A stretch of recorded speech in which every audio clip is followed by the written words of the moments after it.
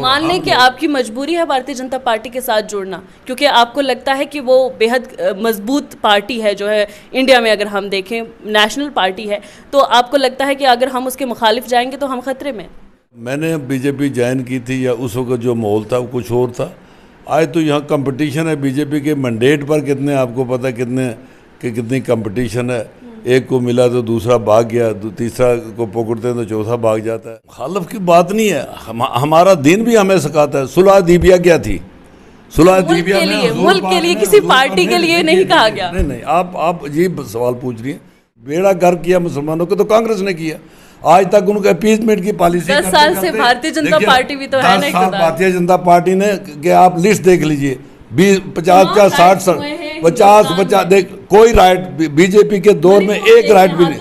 रजौरी पुंछ का मुस्लिम जो है वो वैसे भी चूंकि एसटी हो गया तो बैकवर्ड हो गया। एसटी का सर्टिफिकेट आपने सबसे पहले बनाया होगा।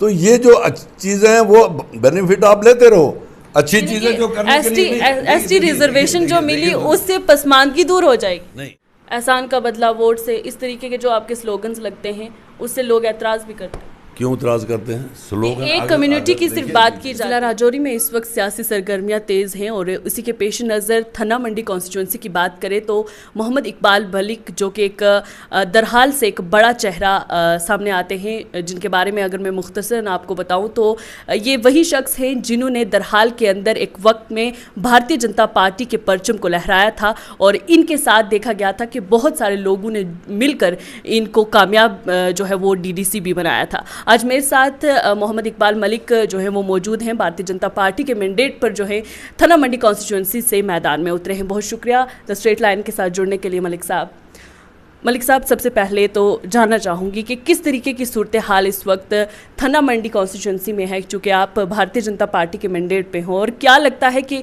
लोगों की हिमायत आपकी तरफ किस कदर है? अल्हम्दुलिल्लाह लोगों का बड़ा प्यार मिल रहा है और लोग बड़े खुश हैं और जोर दर जोर हमारी सपोर्ट में आ रहे हैं। मुझे लगता है कि मेरा भारतीय जनता पार्टी का कैंडिडेट नॉमिनेट होते हुए मैं इस वक्त सबसे आगे चल रहा हूं और बाकी जो लीडर जो कैंडिडेट्स हैं वो काफ़ी पीछे हैं और मुझे हर जगह से थन्ना मंडी, मंजाकोट, दरहाल तो जैसे आपको पहले ही पता है कि वो हमारा मजबूत किला है, लेकिन थन्ना मंडी से जितना मुझे सपोर्ट मिल रही है वो काफ़ी बड़ा नाला है और उसमें वोट भी सबसे मंजाकोट और दरहाल से डबल जितना है वो है। तो इसलिए मुझे हर जगह से सपोर्ट मिल रही है, लेकिन थन्ना मंडी नाला से काफ़ी अच्छी पोजीशन है और लोग बढ़ चढ़ कर हमें सपोर्ट कर रहे हैं। तो क्या भारतीय जनता पार्टी पर थना मंडी कॉन्स्टिट्यूंसी की आवाम जो है यकीन करने को तैयार है इस बार? बिल्कुल। देखिए, यहाँ काम देखा जाता है, पॉलिटिकल पार्टीज़ हैं, कौन परफॉर्म करती है। हमारा आपको पता ही है एक बहुत बड़ा मुद्दा था ST स्टेटस टू पहाड़ीज़ और एक 30-40 साल से जदोजहद चल रही थी और जितनी भी हुकूमतें हैं हमने सबके सामने अपना केस रखा और लेकिन किसी ने उस पर गौर नहीं किया और जो हमारा मसला उसी तरह लटका रहा और इतना बड़ा मसला भारतीय जनता पार्टी की सरकार ने हल किया। और आज जो एक तफरीक थी हमारे समाज में, ख़ासकर मुस्लिम समाज में इसको बांटा गया था, वो तफरीक ख़त्म करते हुए पहाड़ियों को भी ST स्टेटस मिला है और जो पहले से गुजर बकरवाल कमेटी के लोग ST में थे उनको छेड़छाड़ किए बगैर उनका कोटा इंटैक्ट रखते हुए पहाड़ियों को अलग से देकर दोनों समुदायों को खुश रखा है और सारे मिल के हमें सपोर्ट कर रहे हैं। जी, जिस तरीके से आपको पहाड़ी कबीले का कायद कहा जाता है, बाबा कौम कहा जाता है, तो ऐसे में इस बार जो एहसान का बदला आपने उतारना है, आपने भारतीय जनता पार्टी के मैंडेट पे आप लड़ रहे हैं, तो क्या आपकी पोजीशन इस वक्त भारतीय जनता पार्टी के अंदर किस तरीके की है? भारतीय जनता पार्टी में अगर आपका ओहदा देखा जाए तो वो क्या है? देखिए, भारतीय जनता पार्टी में मैं तो भारतीय जनता पार्टी के मैंडेट पर मैंने DDC का इलेक्शन लड़ा और जीता। और उस वक़्त जब DDC के इलेक्शन हुए थे यहाँ माहौल जो है हमारे इलाके में बीजेपी के सख्त ख़िलाफ़ था और उस वक़्त जो मेरी कॉन्स्टिट्यूंसी DDC की थी 100% मुस्लिम कॉन्स्टिट्यूंसी थी। तो उसमें थम्पिंग मेजॉरिटी के साथ मुझे लोगों ने वोट देकर जिताया और वहाँ से हमारा ये सफ़र शुरू हुआ और भारतीय जनता पार्टी को भी एक कॉन्फिडेंस हुआ कि ये जो पहाड़ी लोग हैं इन पर अगर भरोसा किया जाए तो ये हमें आगे जो है हमारा साथ दे सकते हैं। उसके बाद बड़े टेस्ट हमारे इम्तहान लिए गए, हमें जो है बीजेपी बैनर के तले भेजा गया कि लोगों को देखो तो सब लोग बड़े बड़े जलसे हुए लोग जुड़ गए। सबसे बड़ा जो इम्तहान ये था कि अमित शाह जी खुद यहाँ आए थे और एक सैलाब उमड़ आया था, 1.5 लाख जो लोग जहाँ राजौरी में इकट्ठे हुए। तो वहाँ उस वक़्त किसी ने कोई नहीं देखा कि ये बीजेपी के वो आए थे यहाँ हमारे होम मिनिस्टर। तो बढ़ चढ़ के लोगों ने उसमें हिस्सा लिया और अब तो जब मैंने बीजेपी ज्वाइन की थी या उस वक़्त जो माहौल था वो कुछ और था।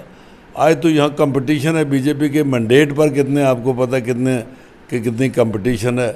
एक को मिला तो दूसरा भाग गया, तीसरा को पकड़ते हैं तो चौथा भाग जाता है। तो मतलब इतनी पॉपुलरिटी यहाँ हो गई है तो इसके मैंडेट के लिए कितनी जदोजहद हो रही है। तो मुझे लगता है कि आज के डेट में लोगों ने एक्सेप्ट कर लिया है और भारतीय जनता पार्टी सरकार का जो एक नारा है, सबका साथ सबका विकास और सबका विश्वास, इस पर लोगों ने यकीन किया है। और मैं समझता हूँ कि इस रीजन की डेवलपमेंट जो है वो भारतीय जनता पार्टी के बगैर कोई नहीं कर सकता। हमने 70 साल देख लिया, कश्मीर के जो रूलर हैं उन्होंने टूरिज़म सेक्टर में सिर्फ कश्मीर को ही जो है पसंद किया और कश्मीर के मतलब उसकी खूबसूरती को और दोबाला किया। उससे कहीं कम हमारे खूबसूरत इलाका जात नहीं है। और ये हमारा पिछले 7 लेक्स का इलाका है, ये जो कश्मीर से सटा हुआ इलाका है, बहुत ही खूबसूरत इलाका है। इस पर किसी ने ध्यान नहीं दिया और मुझे खुशी है, मेरी एक जदोजहद चल रही थी कि राजौरी पुंछ डिस्ट्रिक्ट को एक ही सेक्टर है जो बचा सकता है और वो इनकी अनएम्प्लॉयमेंट दूर कर सकता है, वो है टूरिज़म। तो मुझे खुशी है कि पिछले दिनों में मैनिफेस्टो रिलीज़ करते हुए माननीय होम मिनिस्टर साहब ने एक बड़ा ऐलान किया और उन्होंने कहा कि इस रीजन में हम जो है पूरा फोकस करके तो टूरिज़म को जो है टूरिज़म के नक्शे पर इसको लाएंगे और इस कदर डेवलप करेंगे कि पहलगाम से भी ज़्यादा हम ये शहर बसाएंगे टूरिस्ट के लिए। और एक टूरिस्ट पसंद करेगा 5 दिन यहाँ रहना और 3 दिन वहाँ रहना। मतलब इतना बड़ा ऐलान है इस रीजन के लिए कि मैं समझता हूँ कि आज तक इस किस्म का नहीं हुआ। और बीजेपी सरकार का ये कथनी और कर्मी में फ़र्क नहीं होता। और ख़ासकर अमित शाह जी जो बात कहते हैं वो पत्थर पर लकीर होती है। तो मुझे लगता है कि आने वाले वक्त में पूरा फोकस गवर्नमेंट ऑफ इंडिया का जो है भारतीय जनता पार्टी की सरकार का पुंछ राजौरी पर होगा। और 70 साल से जो ये लटका हुआ था एंड में, जम्मू एंड कश्मीर एंड में हम लटक जाते थे, तो लड़ाई जम्मू कश्मीर में होती थी, सबसे ज़्यादा फ़ायदा कश्मीर को मिला। जम्मू वाले लड़के ले लेते थे, लेकिन यहाँ इतनी लीडरशिप नहीं उभरी कि हम भी अपने मुतालबात पूरे कर सके। तो वो आज वक्त आ गया है कि हमने रियलाइज़ कराया है भारतीय जनता पार्टी सरकार को कि हमारे साथ ये इतनी जो है ज़्यादतियाँ हुई हैं। और आने वाले वक्त में पूरा फोकस जो होगा वो पुंछ राजौरी की डेवलपमेंट पर होगा। और मुझे यकीन है कि अगर लोग साथ देंगे तो आने वाले 5 साल के बाद हमें पूरा एक बदला हुआ आपको पुंछ राजौरी नजर आए। एक तरफ आप कहते हैं कि लोग इस बार यकीन भारतीय जनता पार्टी पर करेंगे, वहीं आप देखें तो आला जो आपके लीडरान हैं वो बार बार पुंछ राजौरी का या खिताब पीर पंजाल का दौरा कर रहे हैं। तो इससे ये जाहिर नहीं होता है कि भारतीय जनता पार्टी को अभी भी लगता है कि उसके कदम जो हैं पीर पंजाल में मजबूत नहीं है, जिसको देखते हुए बार बार दौरे करके लोगों से मुलाकात का एक सिलसिला जो है वो बरकरार रखा हुआ है। देखिए, अभी तक तो कोई दौरा बड़ा यहाँ हुआ नहीं है। किसका दौरा हुआ है? हमारे जनरल सेक्रेटरी हैं, वो नेशनल जनरल सेक्रेटरी हैं, वो हमारे इंचार्ज हैं वहाँ, इस हमारी स्टेट के इंचार्ज हैं। तो जो इंचार्ज होता है वो हर एरिया में जाकर देखभाल करता है। इतनी बड़ी कोई सभाएँ उन्होंने की या इस किस्म का प्रोग्राम उन्होंने नहीं किया। होम मिनिस्टर साहब का प्रोग्राम बन रहा है, दूसरे जो मंत्री प्रोग्राम है या इलेक्शन में होता है, हर जगह हर एरिया में होता है कि बड़े बड़े मिनिस्टर जो होते हैं आकर वो प्रचार करते हैं। लेकिन एक बात मैं बता दूं कि जो ऐलान किया हमारे माननीय होम मिनिस्टर ने टूरिज़म के सिलसिले में के मतलब कि इस पुंछ राजौरी को टूरिज़म के नक्शे पर लाया जाएगा और बड़े पैमाने पर डेवलपमेंट की जाएगी, उस पर अमल होगा। और लोगों को आकर अपनी पॉलिसियाँ सुनाने में कोई हर्ज नहीं है। अगर कोई मंत्री यहाँ आता है, मिनिस्टर आता है, तो उसको वेलकम हमें करना चाहिए और होना भी चाहिए। हर इलाके में हर जगह यही होता है। बाकी लोग भी आते हैं और बाकी भी जो पार्टियों के मिनिस्टर तो है नहीं उनके, तो बाकी पार्टियों के लोग भी ओहदेदार जो बड़े वो आते हैं, तो इसमें कोई बड़ी बात नहीं है। ये इसका मतलब ये नहीं है कि लोग यहाँ मजबूत नहीं है। जहाँ मजबूत होता है वहाँ ज़्यादा जाते हैं। तो इसलिए ये बात आपकी कहना कि यहाँ पार्टी मजबूत नहीं है तो इसलिए बाहर से लोग आ रहे हैं, ऐसी बात नहीं। खिते पीर पंजाल में अगर देखें हम तो भारतीय जनता पार्टी की जो कोर मीटिंग्स होती थी, पहले नहीं ये देखा जाता था कि वहाँ पर सीनियर लीडरान जो है वो आया करते थे, लेकिन इन दिनों गुलाम अली खटाना को देखें तो वो हर पार्टी माफ़ कीजिएगा हर मीटिंग में दिखाई देते हैं। इसकी क्या वजह? मैं समझा नहीं आपने क्या। गुलाम अली खटाना जो है वो आजकल भारतीय जनता पार्टी की मीटिंग्स में शामिल हो रहे हैं। देखिए, गुलाम अली खटाना तो भारतीय जनता पार्टी के मेंबर पार्लियामेंट हैं। कहीं दिखाई नहीं देते। नहीं, क्या कहाँ कब नहीं दिखाई दिए? वो जब भी ज़रूरत पड़ती है, वो तो हमारे वरिष्ठ नेता हैं, मेंबर पार्लियामेंट हैं और उनका बड़ा रोल है और वो हर इलाके में उनका आना बनता भी है और वो आ रहे हैं। ये तो कोई कहने की बात नहीं कि वो क्यों आ रहे हैं, तो वो तो उनका काम है। ये बड़े लीडर हैं हमारे, तो वो जहाँ जहाँ आते हैं अपना असर छोड़ते हैं, लोगों को समझाते हैं और बड़ी अच्छी खुशाइन बात है ये। तो मलिक साहब, क्या लगता है कि इस बार कास्ट पॉलिटिक्स को लोग ठुकरा कर जो है नए चेहरे को मौका देंगे? देखिए, हमारी कोशिश तो ये है कि अब वो जो इज़म चलता था, बरादरीज़म, ये चीज़ें हट के हमें डेवलपमेंट की तरफ जाना है। अब हमारा एजेंडा डेवलपमेंट का है और डेवलपमेंट सबके लिए होती है। कहीं अगर कोई सड़क बनती है तो सबके लिए बनती है, कोई टूरिज़्म का स्पॉट बनता है उसका फ़ायदा सबको होता है। और मैं समझता हूँ कि जो ये प्रोजेक्ट हमारे आ रहे हैं, जो माननीय होम मिनिस्टर साहब ने ऐलान किया है कि इन इलाका जात को, ये 7 लेक्स को हम डेवलप करेंगे, इस एरिया के में शहर बसाएंगे, तो ये तो सबसे ज़्यादा गुजर बकरवाल बरादरी को इसका फ़ायदा मिलने जा रहा है, क्योंकि उन इलाकों में उन्हीं की ज़्यादा बस्ती हैं। पिछले जंगल से सटा हुआ इलाका जो है वो ज़्यादा वहाँ रहते हैं, तो वहाँ अगर डेवलपमेंट होगी तो उसका डायरेक्ट बेनिफिट उनको जाएगा। तो इसलिए हमें सबको मिलकर इस मिशन को आगे चलाना है। अपने इलाके की डेवलपमेंट करानी है, अपने रीजन की डेवलपमेंट करानी है। ज़िंदगी तो इससे बेहतर मौका आपको नहीं मिलेगा। हर कौम के लिए, हर तबके के लिए अल्लाह ताला कभी कभी एक मौका देता है और वो मौके का जो फ़ायदा उठा गया वो चढ़ गया, जो फ़ायदा नहीं उठा सका वो गल गया। तो इसलिए इस वक्त ये एक बड़ा मौका है कि भाई हम सारे मिलकर भारतीय जनता पार्टी सरकार का साथ दें, उनके कैंडिडेट्स को वोट देकर जिताएं, ताकि अगले आने वाले 5 सालों में वो जो है इस एरिया की डेवलपमेंट हो सके। आपने देखा होगा बाकी पार्टियों का तो कोई एजेंडा ही नहीं है। अब खाली मैनिफेस्टो देख लें सब पार्टियों के, उसमें देखें कि किसको क्या मिल रहा है, हमारी पार्टी क्या कर रही है, वो क्या कर रही है। वो तो अभी 370 का वो चला रहे हैं जो जिसका कोई अब मकसद ही नहीं है। वो एक क्लोज इशू है, उसको बार बार वो कर रहे हैं। तो 370 और 35A को भी वापस लाने, तो वो अब आप ही बताइए मुझे, क्या नेशनल कॉन्फ्रेंस 370 और 35 को वापस ला सकती है? वो तो पार्लियामेंट के ज़रिए अब वापस आ सकता है ना। उन्होंने आखिरी मोहर भी जाकर कोर्ट से लगवा ली है। अगर वो इस तरह चाहते, उन्होंने तो जानबूझकर कोर्ट में जाकर आखिरी मोहर भी उन्होंने लगा दी, फाइनल हो गया कि अब वापस आने वाला नहीं है। अगर इतनी दम है उसकी अलायंस में तो करे, कांग्रेस ऐलान करे दिल्ली से, कहे कि भाई हमारी गवर्नमेंट आएगी जब तो हम 370 वापस लाएंगे। नेशनल कॉन्फ्रेंस और PDP दो MPs पर वो कैसे वापस ला सकती है? ये तो लोगों को बेवकूफ़ बनाने के लिए PDP ये भी कहती है कि हम भाजपा का मुकाबला सिर्फ एक ही जमात है, यानी कि पीपल्स डेमोक्रेटिक पार्टी, जो इस वक्त जम्मू कश्मीर में भाजपा का मुकाबला कर सकती है। वो तो ठीक है, पिछली दफ़ा भी किया था। 2014 की बात आपको याद नहीं है? PDP ने जो वोट लिया था वो BJP के खिलाफ कहा था कि इसको रोकना है हमने, तो क्या रोका? बाद में उन्हीं के साथ मिलकर गवर्नमेंट बनाई। अब ये लोग, अवाम बार बार बेवकूफ़ बनने वाली नहीं है, इनकी इन बातों पर कोई एतबार करने वाली नहीं है। अब खदारा मुझे बताइए कि 2014 का इलेक्शन, पूरा इलेक्शन उन्होंने इस नैरेटिव पर लड़ा था कि हमने BJP को रोकना है स्टेट में। तो चलो कश्मीर से तो उन्होंने रोक लिया, जम्मू में वो मजबूत होगी। तो जब गवर्नमेंट बनने की बात हुई तो मुफ्ती साहब ने कहा कि नहीं, BJP जम्मू के बगैर में गवर्नमेंट नहीं बना सकते, और जम्मू BJP के पास था। बीजेपी की सपोर्ट से उन्होंने गवर्नमेंट बनाई, तो कहाँ उनका नैरेटिव कहाँ गया? अब बार बार कहता हूँ कि एक नैरेटिव होता है, एक प्रवर्ब है कि people memory is very short, और ये सही भी है कि लोगों की याददाश्त कम होती है। इसका फ़ायदा ये सियासतदान लोग उठाते हैं। अब अगर 2014 में उन्होंने ये बातें पहले कही थी तो लोगों को तो याद है, इतना भी नहीं है कि उनकी बिल्कुल मेमोरी ख़त्म हो गई है। को उन्होंने इस प्लैंक पर इलेक्शन लड़ा था कि हमने भारतीय जनता पार्टी को रोकना, फिर बाद में उन्हीं के साथ मिलकर गवर्नमेंट बनाई।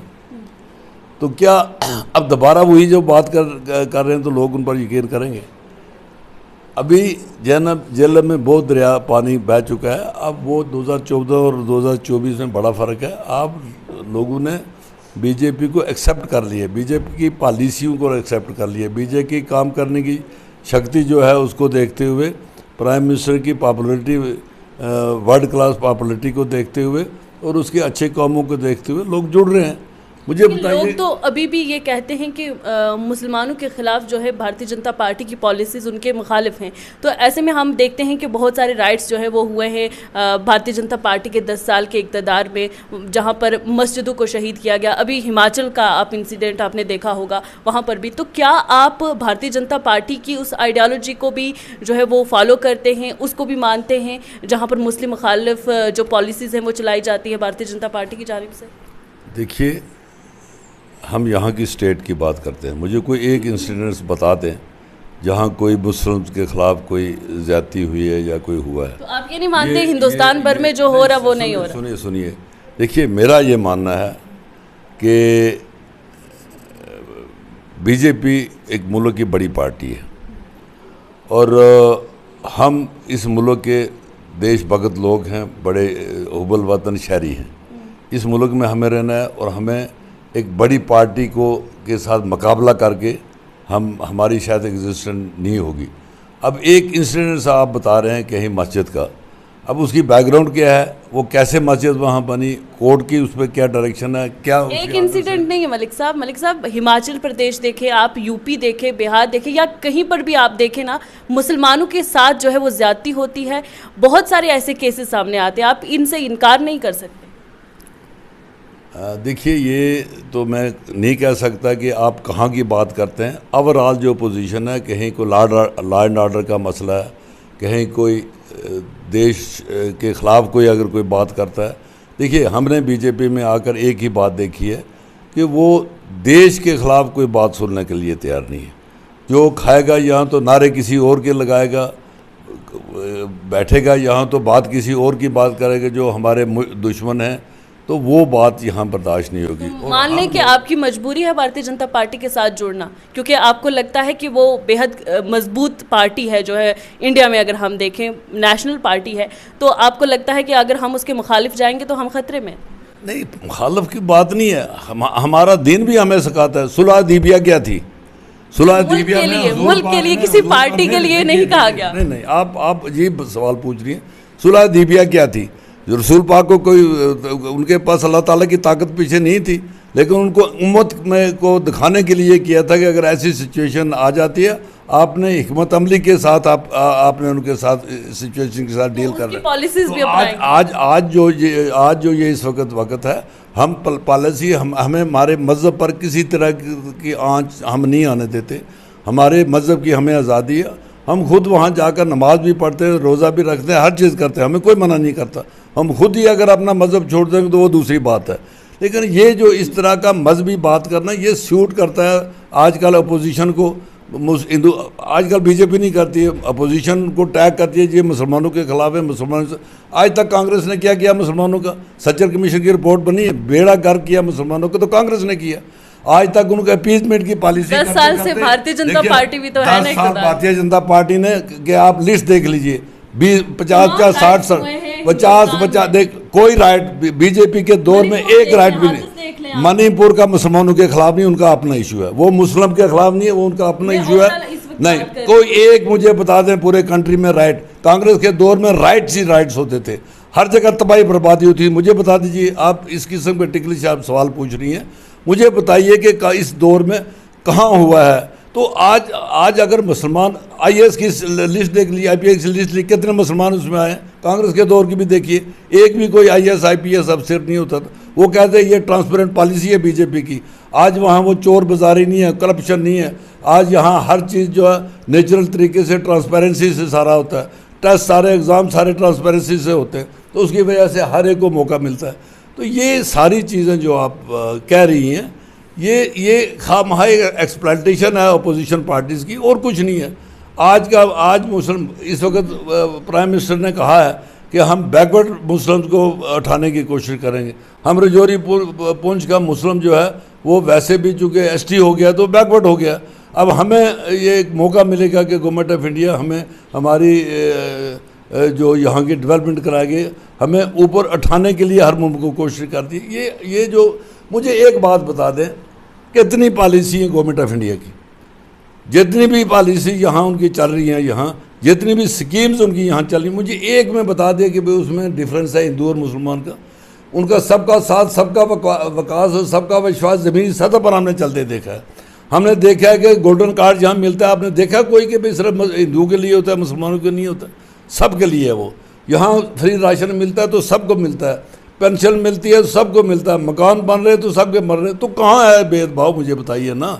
अगर एक भी मुझे आप बता दें कि यहाँ हिंदू मुस्लिम का भेदभाव किया है तो मैं अपनी मैं पार्टी छोड़ दूंगा। लेकिन हमने ज़मीनी सतह पर टेस्ट किया है कि कोई भेदभाव नहीं है, हमने अंदर जाकर देखा है कि कोई भेदभाव नहीं है। तो इसलिए ये प्रोपगंडे हैं। हम इस मुल्क का हिस्सा हैं, हम जो है यहाँ के शहरी हैं और हुब्बुल वतन है, और हमारा दीन कहता है कि हमारा हुब्बुल वतनी जो निसब ईमान है। जब हमारा दीन कहता है फिर हमारे मुल्क के ख़िलाफ़ कोई अगर कोई बात कहे तो वो तो दीन से खारिज हो गया ना। तो इसलिए ये बातें एक्सप्लॉइट करने की होती हैं। ये इस वक्त भारतीय जनता पार्टी, मैं अपने रीजन की बात करूँगा, हमारे लिए भारतीय जनता पार्टी के बगैर कोई डेवलपमेंट हमारी नहीं कर सकता। हम पॉलिटिकल जो पार्टियाँ होती हैं उनके साथ जुड़ते इसलिए कि अपने कम्युनिटी के बड़े बड़े इश्यूज़ हम अपनी वो रिजॉल्व कराएं और अपने जो है इलाके की डेवलपमेंट कराएं। मैंने बड़ा कम्युनिटी का इशू था एसटी का, हमने रिजॉल्व कराया। अब बड़ा पॉलिटिकल ये जो डेवलपमेंट का इशू है, टूरिज्म को इस रीजन में लाना, वो ऐलान हो गया। अब इन चीज़ों में हमें डेवलपमेंट अपनी करानी है। अब इन चीज़ों में उलझ कर हम अपने आप को अगर खामखा के लिए इन्वॉल्व करेंगे तो वो मैं समझता हूँ कि यहाँ के मुसलमानों के लिए भी और इंडिया के मुसलमानों के लिए ठीक नहीं है। हमें अपने राइट्स के लिए अपने मज़हब पर कंप्रोमाइज़ किए बगैर हमें जो है कोऑपरेट करना चाहिए। और जो ये हिंदुस्तान जो इंटरनेशनल लेवल पर एक जो इसका इमेज बन रहा है उसमें हमारी हिस्सेदारी होनी चाहिए। अच्छा, एक सवाल जो आवाम की जानिब से आता है कि आप जिस तरीके से भारतीय जनता पार्टी के इस बार मैंडेट पे जो भी उम्मीदवार खड़े हुए हैं वो ज़्यादातर मुस्लिम बरादरी से ताल्लुक़ रखते हैं, तो सवाल ये है कि क्या जिस तरीके से आप भी कह रहे हैं कि मुसलमानों को उठने का मौका जो है वो भारतीय जनता पार्टी की जानिब से दिया जा रहा है, गरीब जो तबकात हैं उन पर जो है तवज्जो ख़ास दी जा रही है, तो वहीं पर सवाल ये भी है कि लोकसभा इंतखाबात हुए जब, तो उसमें हिंदुस्तान की बात करें या जम्मू कश्मीर की बात करें तो भारतीय जनता पार्टी की जानिब से एक सिंगल भी नुमाइंदा जो है, माफ़ कीजिएगा, उम्मीदवार जो है मुसलमान नहीं था भारतीय जनता पार्टी की जानिब से। देखिए, ऐसा है कि यहाँ का मुसलमान भारतीय जनता पार्टी के साथ जुड़ा तो तब उन्होंने हमें दिया। हमें एम्पावरमेंट वो करते हैं, हम उनके साथ जुड़ेंगे तो एम्पावरमेंट करेंगे ना। आज हम बीजेपी के साथ जुड़े तो मुझे मैंडेट उन्होंने दिया, सुरनकोट जुड़ा तो बुखारी साहब को दिया, मेंढर जुड़ा तो मुर्तज़ा खान को दिया, बुद्धल जुड़ा तो उसको जुल्फ़कार को दिया।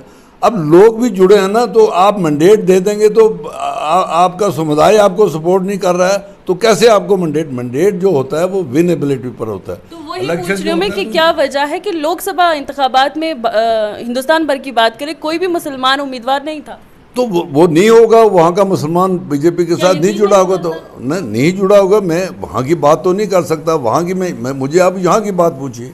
आज मुसलमान यहाँ का जुड़ा है बीजेपी के साथ, यहाँ से बीजेपी बेनिफिट दे रही है। आप मुझे बताइए, स्कीमों का फ़ायदा तो आप उठाने में मज़ा आता है आपको। 6,000 किसान निधि का पैसा मिलता है, वो अब 10,000 होने जा रहा है, वो तो आपके लिए फ़र्स्ट क्लास है। बीमार होते हैं, कार्ड आपका जो है तो वो फर्स्ट क्लास, आप उसका मज़ा ले रहे हैं। एसटी आपको मिला है तो सर्टिफिकेट लगा कर तो आप एसटी की सीट है उस पर आप इलेक्शन लड़ रहे हैं, निकालो ना ज़रा करो, इतना ज़्यादा है आपका। तो एसटी का सर्टिफिकेट आपने भी बनाया होगा और एसटी का सर्टिफिकेट आपने सबसे पहले बनाया होगा।